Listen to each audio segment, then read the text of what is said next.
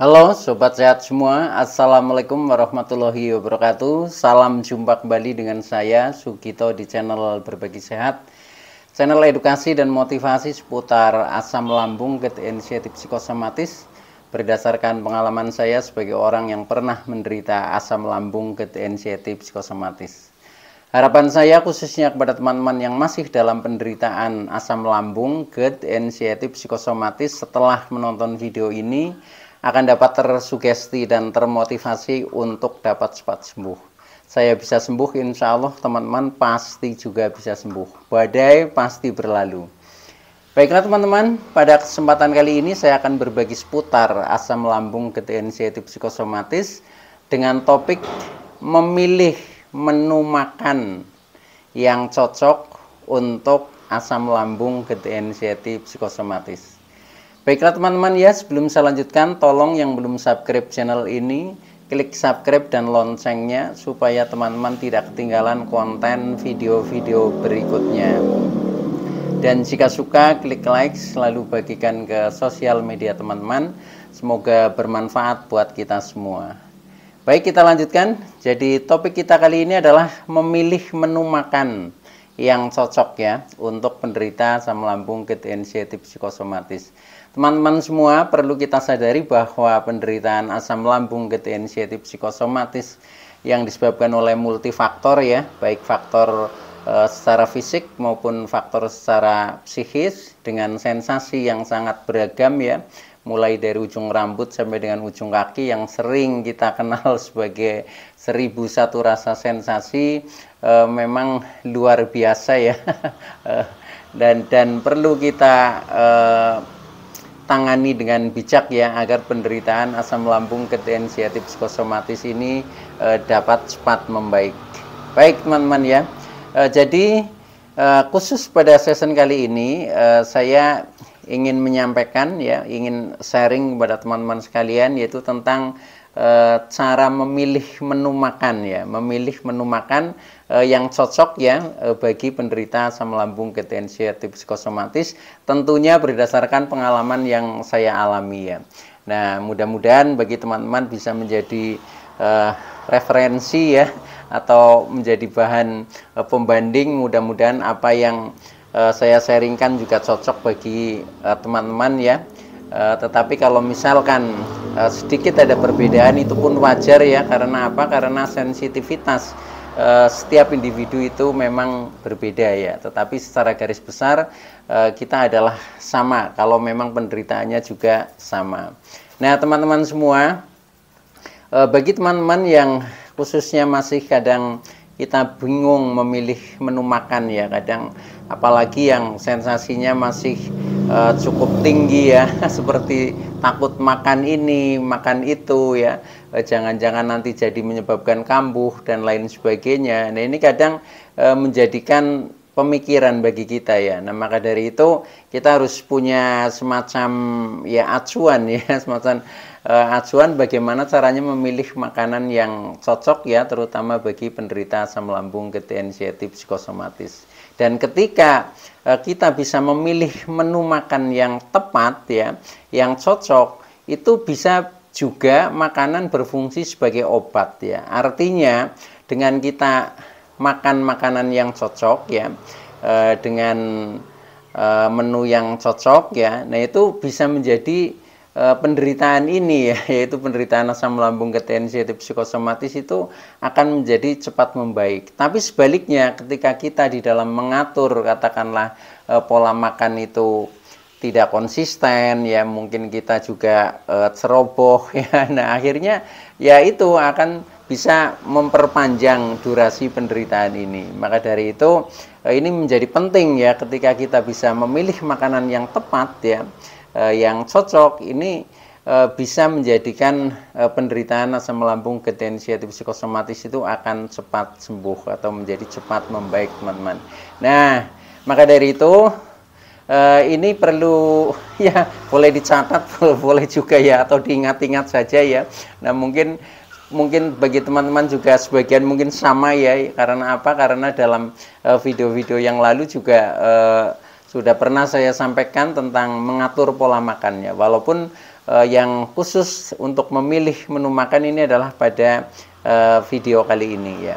Nah, baik teman-teman ya. Jadi untuk memilih menu makan ya yang cocok ini saya bagi menjadi 3 ya, yaitu yang pertama makanan pembuka ya, biasanya dilakukan ketika pagi hari setelah kita bangun tidur, kemudian belum makan apa-apa, nah itu pembukanya itu apa? Nah itu penting juga ya, karena sebagai istilahnya warming up ya, atau pemanasan lambung ya. Ini harus juga disikapi dengan bijak ya, agar lambung itu menjadi semakin nyaman dan akhirnya menjadi asam lambung itu menjadi normal ya, itu penting ya. Nah itu saya kemas dalam makanan pembuka ya.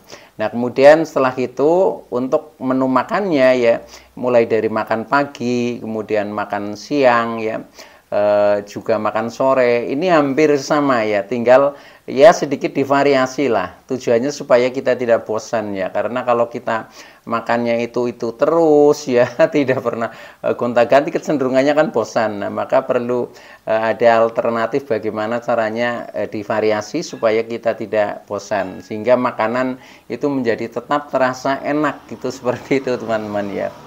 Nah selain itu juga nanti ada makanan-makanan cemilan ya, makanan-makanan cemilan yang nyaman di lambung itu apa sih? Nah, itu dari pengalaman saya juga akan saya sharingkan kepada teman-teman ya itu.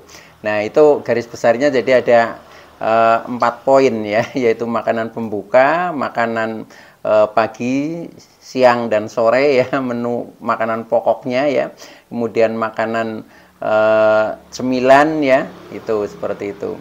Nah baik teman-teman ya, saya awali yang pertama yaitu dengan makanan pembuka ya, makanan pembuka di pagi hari. Jadi setelah kita bangun tidur ya, nah kemudian kan tidak langsung makan mungkin sarapan pagi. Nah sebelum itu harus ada awalannya dulu. Nah awalannya itu yang saya sebut sebagai makanan pembuka. Nah makanan pembuka, makanan termasuk minuman juga ya teman-teman ya. Jadi sebagai makanan pembuka ini yang sering saya lakukan ya, dan itu ternyata menjadi efeknya ternyata juga positif, akhirnya saya menjadi sembuh ya. Ini juga dari hal ini ya. Nah untuk makanan pembuka, jadi pertama setelah saya bangun tidur ya, setelah bangun tidur biasanya saya langsung cuci muka, kemudian berwudu, kemudian sholat. Nah setelah sholat baru kita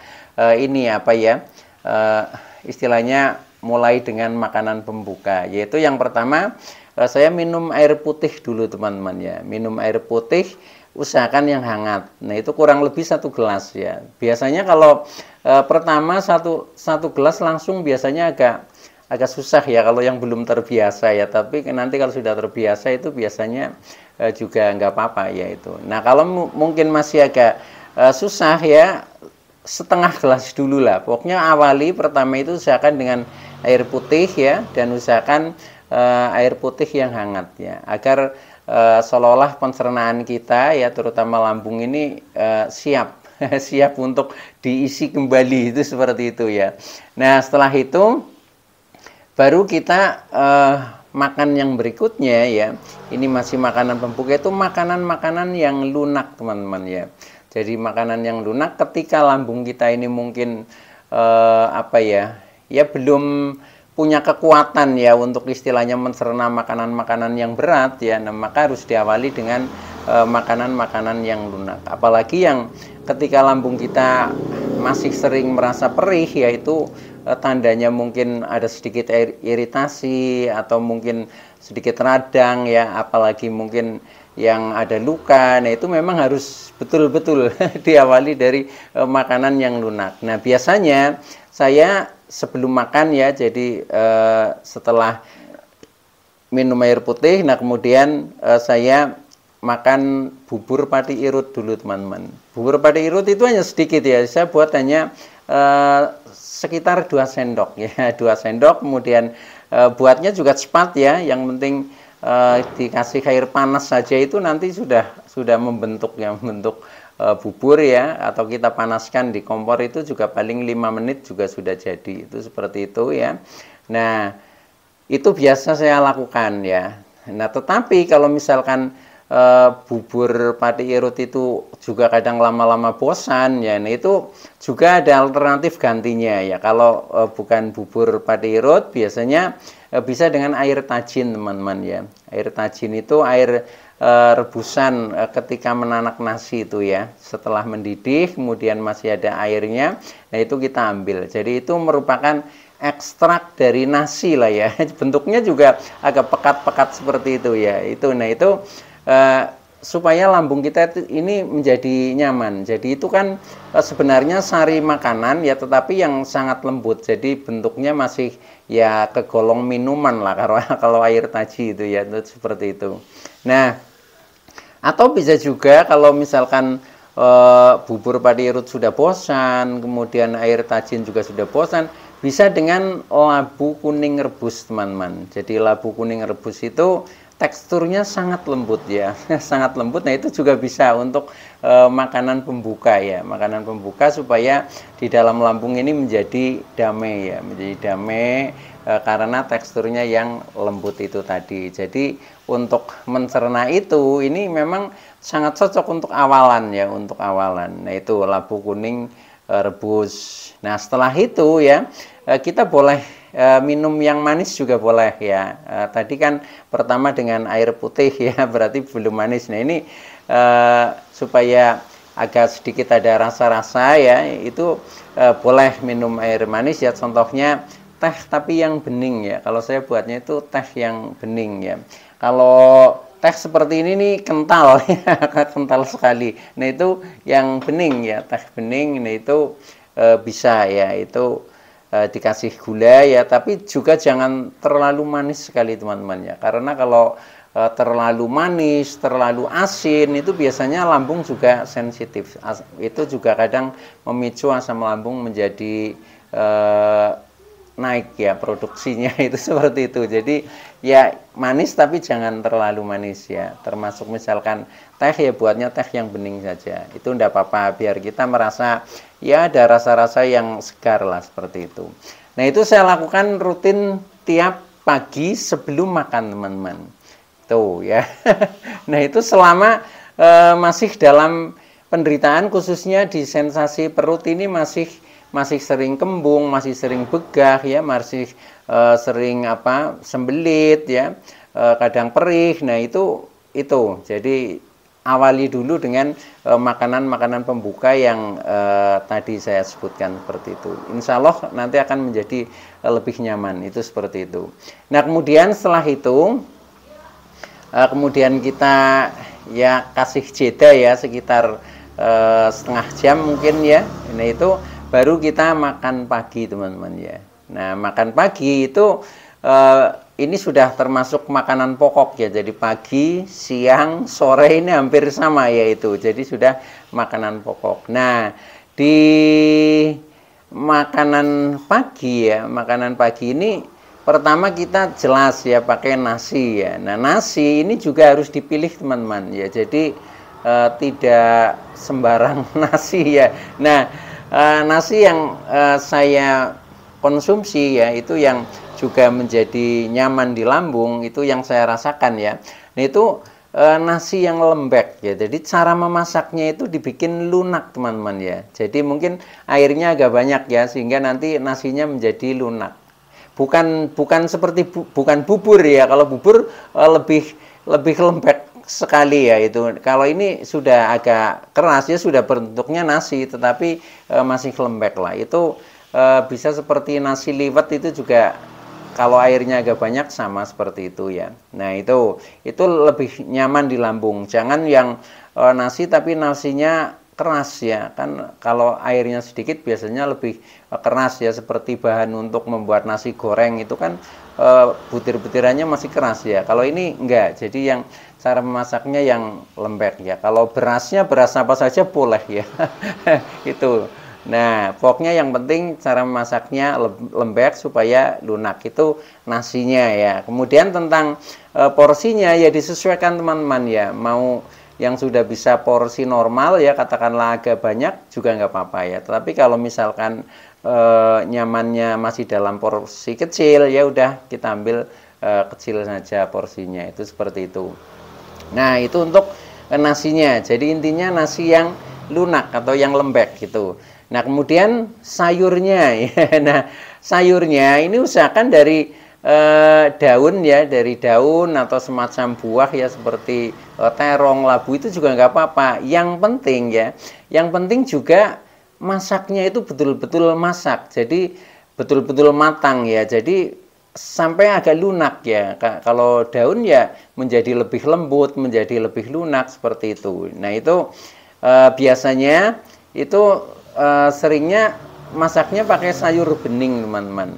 Mengapa sayur bening? Karena supaya menghindari tidak digoreng ya. Kalau misalkan ditumis atau diapa kan pakai minyak tuh. Nah, kalau pakai minyak itu biasanya di perut kurang agak nyaman ya. Jadi di perut agak rasanya panas, kemudian kelihatannya dicerna itu agak lama. Itu seperti itu yang saya rasakan. Nah, maka dari itu ini usahakan yang tanpa minyak. Jadi di sayur bening ya, sayur bening. Tapi bukan sayur asem ya, jadi nggak dikasih asem ya, itu seperti itu.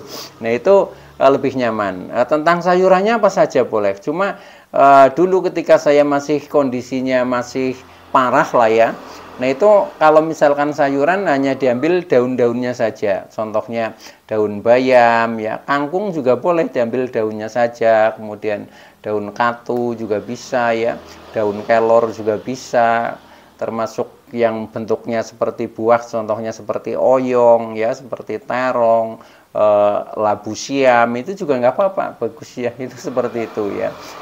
Termasuk ini apa ya, selobor lah istilahnya, kalau di tempat saya itu juga boleh ya. Jadi banyak, yang penting intinya dimasak lunak dan jangan berminyak, itu usahakan seperti itu. Nah, itu teman-teman untuk sayurnya. Jadi lebih amannya pakai sayur bening, itu seperti itu. Nah, kemudian lauknya apa? Nah, ini lauknya ya boleh pilih ya. Biasanya saya variasi ya supaya tidak bosan juga ya. Lauknya dulu ketika saya masih kondisinya lambung katakanlah masih parah, itu yang paling sering saya pilih itu tahu, teman-teman ya. Tahu ya. Setelah itu agak membaik, kemudian tempe ya. Jadi kadang tahu, kadang tempe. Nah, kemudian tapi ya bisa juga ikan ya. Nah, kalau daging ngambilnya ikan ya, yang ikan air maksudnya ya. Ikan air ya apa saja ya, bisa lele, bisa munjair, bisa gerameh, bisa ikan emas ya. Ikan laut juga nggak apa-apa. Ikan laut juga ada, misalkan salmon ya. Terus apalagi lah, pokoknya nggak apa-apa, itu juga boleh. Cuma kalau ikan laut itu usahakan jangan cumi-cumi ya, karena cumi-cumi itu kadar apa ya, kolesterolnya itu sangat tinggi ya. Dan itu saya pernah mencoba juga di perut kurang nyaman ya. Tetapi lainnya itu nggak apa-apa, termasuk udang juga nggak apa-apa ya, itu juga bagus juga itu. Nah, itu jadi pilihnya lauknya itu ya, bisa tahu, bisa tempe, bisa ikan air ya, bisa juga telur ya, bisa juga telur juga boleh. Cuma kalau telur itu alangkah baiknya itu malah putihnya, teman-teman ya. Jadi kalau misalkan kuningnya nggak dimakan juga nggak apa-apa, karena kuningnya itu yaitu kandungan kolesterolnya sangat tinggi ya. Jadi hampir sama dengan cumi-cumi itu. Nah, itu, dan usahakan itu juga kalau bisa direbus ya, direbus. Jadi misalkan tahu tempe ya modelnya direbus nggak apa-apa ya. Terus misalkan ikan ya, kalau saya itu seringnya dipepes, teman-teman ya. Dipepes itu enak sekali ya. Itu seperti itu. Yang penting bumbunya agak komplit, yaitu dipepes jauh lebih enak ketimbang digoreng ya itu. Nah, kemudian termasuk telur juga bisa istilahnya dilempeng ya, dilempeng di sangan lah, itu juga enak ya. Jadi tanpa minyak ya. Itu seperti itu juga bagus ya. Itu juga sering saya lakukan. Nah, supaya tidak bosan, saya variasi ya. Variasinya yaitu kadang tahu, kadang tempe, kadang ikan air ya, kadang telur, itu seperti itu. Jadi diputar, divariasi lah seperti itu. Nah, jadi usahakan supaya tidak bosan, yaitu kadang makan pagi, makan siang, makan sore juga kalau bisa pilihan lauknya berbeda, itu seperti itu. Tapi ya bahannya dari itu saja ya, nggak terlalu jauh ya itu. Nah, karena kita juga masih mantang ya, menghindari makanan-makanan pantangan, maka untuk nyamannya ya saya pakai itu.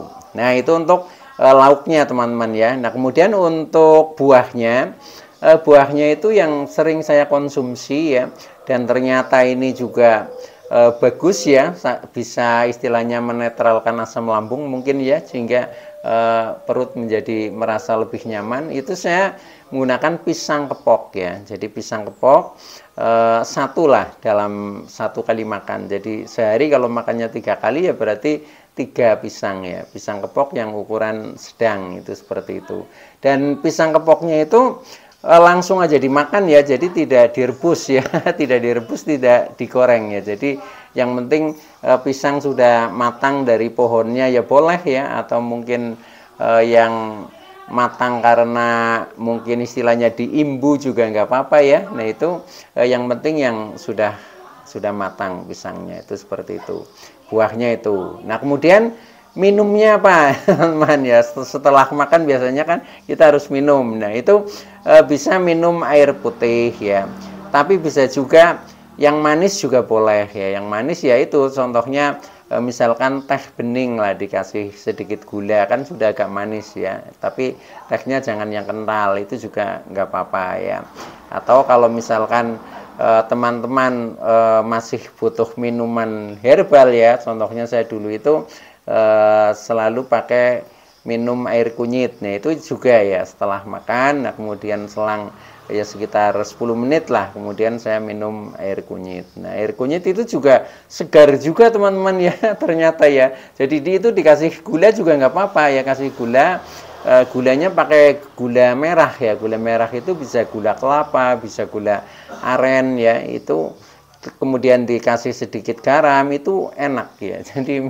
Jadi minuman segar lah menurut saya, itu seperti itu. Nah itu ternyata ya nikmat juga dengan seperti itu. Nah akhirnya dengan pola makan ya, memilih menu yang seperti itu, yang saya rasakan perut menjadi semakin nyaman ya, semakin nyaman, semakin damai, dan akhirnya saya merasakan kesembuhan ya dari pilihan-pilihan makanan seperti itu.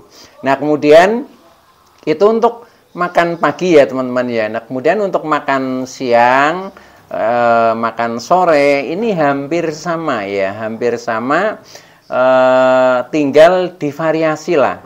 Tujuannya supaya tidak bosan seperti itu. Biasanya kan ketika kita di rumah masak kan biasanya untuk 1 hari ya, untuk 1 hari. Nah biasanya seperti nasi ya untuk 1 hari, kemudian sayur juga, sayur beningnya untuk 1 hari. Nah biasanya yang saya variasi itu lauknya supaya tidak bosan. Kalau pagi misalkan sudah pakai tahu, nah mungkin siang pakai tempe, kemudian sorenya pakai ikan air ya, atau sorenya pakai telur, atau sebaliknya dibolak-balik juga nggak apa-apa ya, tergantung situasi dan selera seperti itu ya. Nah itu teman-teman ya, jadi makanan untuk menu yang pokok yang saya lakukan. Nah itu. Nah kemudian yang berikutnya yaitu tentang cemilan ya. Cemilan ini juga usahakan cemilan-cemilan yang menunjang ya, menunjang supaya kita juga menjadi semakin sehat ya, semakin cepat membaik. Nah itu cemilan-cemilan itu juga saya masih sangat mengurangi minyak-minyak ya, goreng-gorengan juga waktu itu belum berani ya itu, walaupun sebenarnya ya makan tapi jangan over juga nggak apa-apa ya, itu termasuk misalkan lauk ya seperti telur itu di dadar juga sekali-kali nggak apa-apa ya itu. Jadi yang penting jangan over lah itu. Nah untuk cemilan ini saya sering pakai rebusan-rebusan teman-teman. Contohnya rebusan singkong ya, singkong rebus, kemudian talas rebus, kemudian ubi gembili rebus ya. Ini ubi ini kadang di daerah satu dengan yang lain berbeda-beda ya teman-teman ya. Tetapi kalau yang ubi yang seperti ubi si lembu itu ya, itu katanya banyak mengandung gas ya, sehingga saya juga nggak makan yang jenis ubi seperti itu. Tapi ubi gembili saya makannya itu justru lunak sekali, lebih lunak dibanding misalkan singkong atau talas ya. Itu bagus ya. Kemudian juga tape singkong teman-teman ya. Tape singkong juga saya anggap sebagai makanan ringan, makanan cemilan, dan itu sangat terbukti ya, saya rasakan dengan ketika saya makan tape singkong itu pasti perut menjadi nyaman karena dengan makan itu tape singkong ya, ini apa ya, jadi kita mudah sendawa ya, kemudian kita mudah buang angin, itu seperti itu. Nah akhirnya lambung ya atau perut ini terasa lega ya, akhirnya menjadi lebih nyaman. Itu juga pernah saya rutin itu makan tape singkong ya. Walaupun ada yang berpendapat tape kan ada alkoholnya dan sebagainya seperti itu, tapi ya itu makanya saya tidak banyak teori, tapi yang penting saya mencoba. Kalau memang itu cocok bagi saya, itu saya lakukan terus ya. Dan itu ternyata kelebihannya dari tape itu karena termasuk jenis makanan fermentasi ya. Nah, di mana makanan fermentasi itu memang membantu pencernaan ya, membantu pencernaan kita jauh menjadi lebih lancar. Baik teman-teman ya, itu dulu yang bisa saya sampaikan.